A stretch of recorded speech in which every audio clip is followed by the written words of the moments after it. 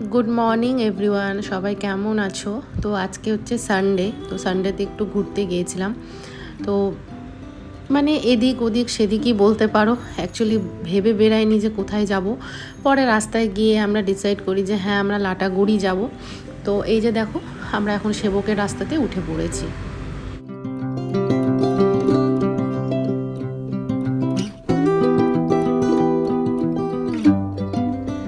তো আমরা সেবকে পৌঁছে গেছি, ও একটু সেন্টারে গেল।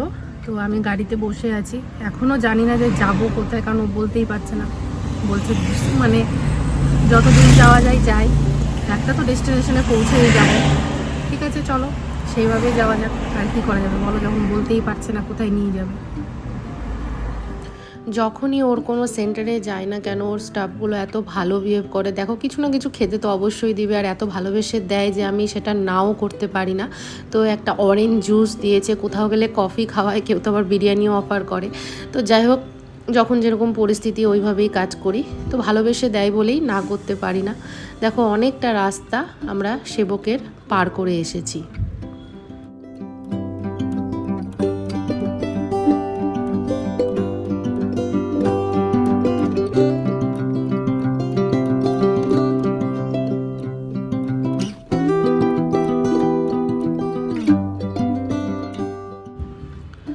যেহেতু সানডে ছিল, তো আমাদের মতন সবাই ঘুরতে বেরিয়েছে। তো সেবকের কালীবাড়িতে তো প্রচুর ভিড় ছিল। আর এই দেখো দেখো দেখো কি অবস্থা, দেখলে তো? তো দেখো এই যে আমরা এখন সেই সেবকের বিখ্যাত ব্রিজ, সেখানে আমরা ঢুকে যাচ্ছি, আর এদিক দিয়েই আমরা লাটাগুড়িটা যাব।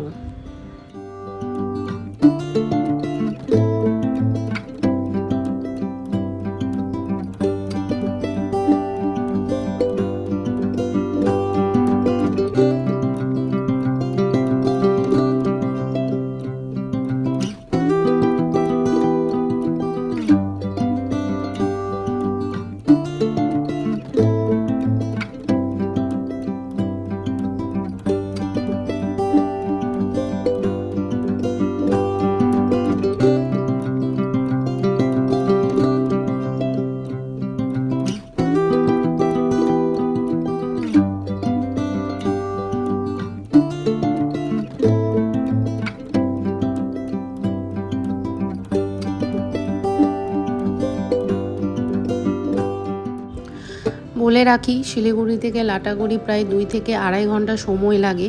তো আমাদেরও তাই সময় লেগেছিল, আর যেহেতু সানডে ছিল একটু ভিড় ছিল, তো আমাদের একটু বেশি সময় লেগেছিল। না তো নিজেদের গাড়ি রিজার্ভ করে গেলে এতটা সময় লাগে না।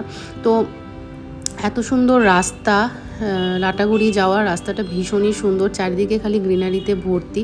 আর এই রাস্তাগুলোতে লং ড্রাইভ করতে ভীষণই ভালো লাগে। তো আমরা এখন লাটাগুড়ি পৌঁছে গেছি। তো এখানে অনেক রিসর্ট আছে, ম্যাক্সিমামটা দেখছি বন্ধ, বুঝতে পারছি না ব্যাপারটা কি। তো একটু গাড়ি থেকে নেমে খোঁজ করতে গেল, আর এখন 2টো বাজে, তো খিদে তো পেয়ে গেছে।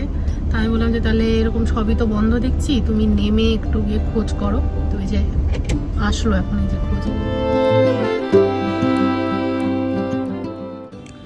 লাটাগুড়ি পৌঁছে তো পুরো অবাক হয়ে যায়, দেখি সমস্ত রিসর্ট বন্ধ, জানি না কি ব্যাপার।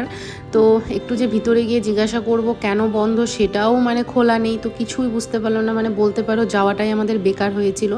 তো নিচে নেমে ওকে বললাম যে একটু খোঁজ নাও। তো নিচে নেমে দেখছে একটাই রেস্টুরেন্ট খোলা, এই রেস্টুরেন্টটাই খোলা ছিল। তো যাই হোক, এখানে একটু আমরা লাঞ্চটা সেরে নিই, কারণ দেরি হয়ে গেছিলো অনেক, তো খিদেও পেয়ে গেছিলো। তো আমরা একটা থালি নিয়ে নিয়েছিলাম। খাবারের কোয়ালিটি মোটামুটি ভালো ছিল, ভেজটা তো খুবই ভালো ছিল, কিন্তু ননভেজ আইটেম একদমই ভালো ছিল না।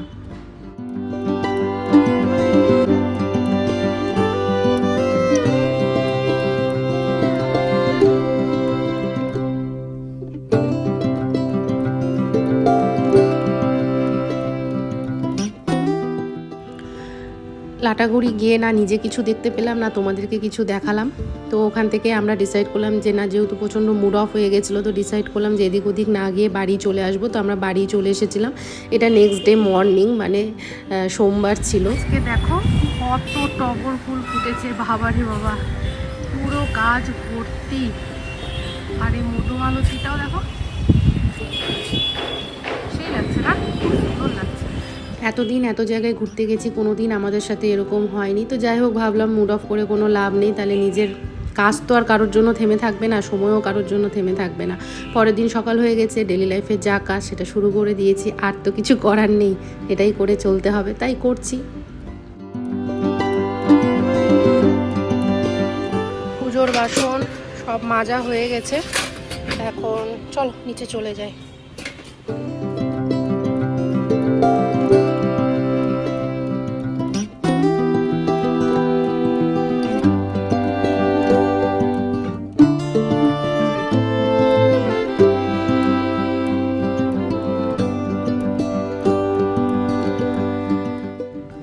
তারপরে চলে আসি ঠাকুর ঘর মুছতে। আগেই বলেছি যাকে রেখেছি উনি 12টার সময় আসেন, তার ভরসায় থাকলে হবে না, স্নান করে আমি পুজো দিব, তো আমি ওই জন্য ঠাকুর ঘরটা মুছে নিই। দিয়ে কিছু কাপড় ভিজিয়েছিলাম, তো ভাবলাম যে না তাহলে কাপড়গুলোও ছাদে মেলে দিই, তো সেই কাজেই আমি লেগে পড়েছি যথারীতি।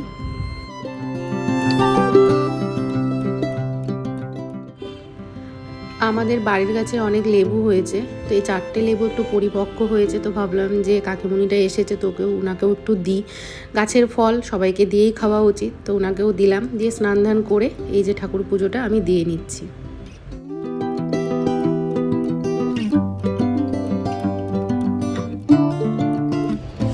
তো রেডি হয়ে গেছি, এখন অনেকগুলো কাজ হাতে নিয়ে বেরোচ্ছি, একটা একটা করে কাজ করব, আর সবটাই তোমাদের সাথে শেয়ার করব, মানে যতটা পারবো পসিবল হবে। তো চলো তাহলে এখন বেরানো যাক এখান থেকে।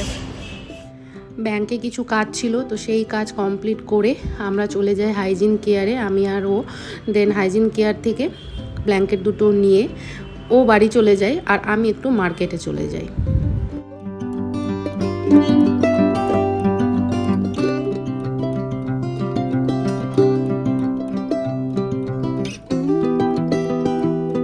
চলো পুলি নিয়ে যাচ্ছে।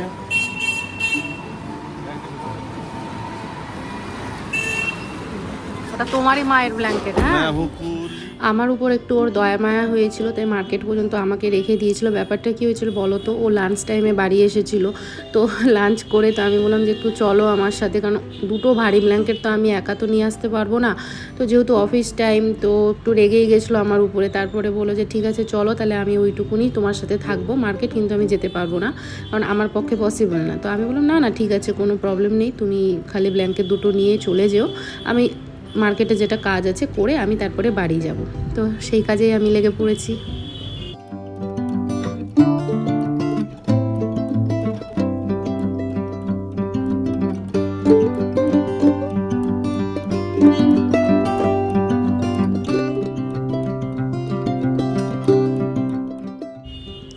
একটু পার্লারে গেছিলাম আইব্রোজ করাতে, সেটা করানোর পরে আমার না একটা ব্যাগ কিনতে খুব ইচ্ছে করছিল, তো আমি ব্যাগের দোকানে ঢুকে যাই, কিন্তু ব্যাগ আমার পছন্দ হয় না। তারপরে ভাবলাম যে না দুটো ওয়াটার বটল নিতে লাগবে, তো সেখানেও যাই। তো আমার কপাল ওদিন এতই ভালো যে আমার কিছুই ভালো লাগছিল না, তো যাই হোক আমি জলের বোতলও কিনিনি, দিয়ে আমি ওখান থেকে চলে আসি। তো টুকটাক বাজার করা হয়ে গেছে, এখন এখান থেকে বেরিয়ে গেছি মার্কেট থেকে, এখন টোটো নিব আর বাড়ি চলে যাব। তো চলো